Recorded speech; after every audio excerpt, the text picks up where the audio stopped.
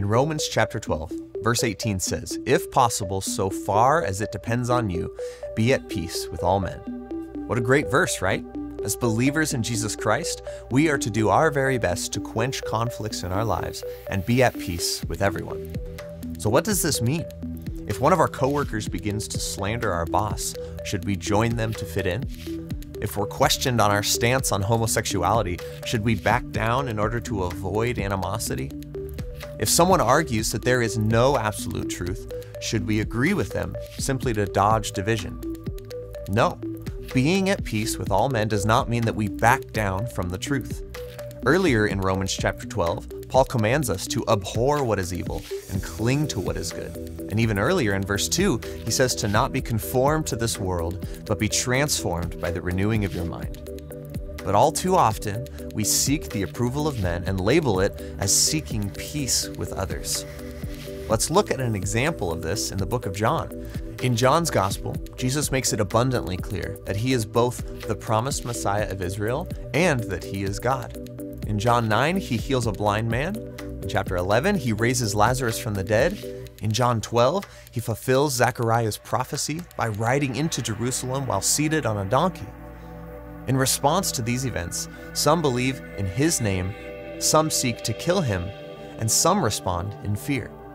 We find the latter group in John chapter 12, verse 42. Nevertheless, many even of the rulers believed in him, but because of the Pharisees, they were not confessing him, for fear that they would be put out of the synagogue, for they loved the approval of men rather than the approval of God.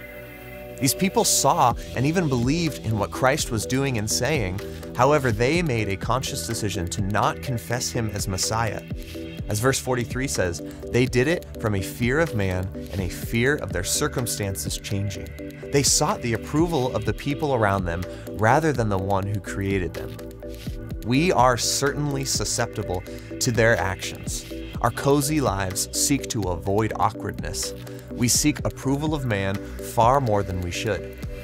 God's word is clear in who we should be seeking to please. 2 Corinthians chapter 5, verse 9 says, "Therefore, we also have as our ambition, whether at home or absent, to be pleasing to him."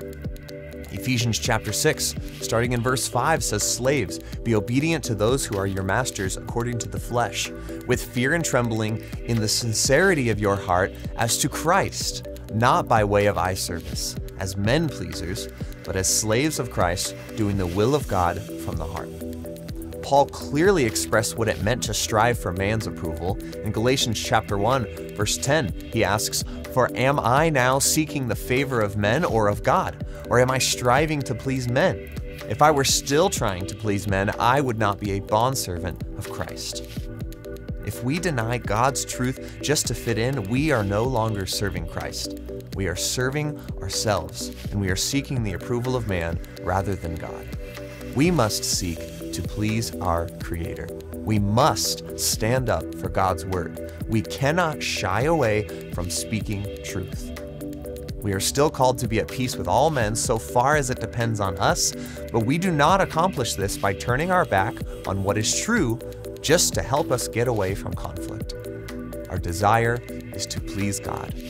As you go on with your week, evaluate your motives and see, do you seek God's approval or man's?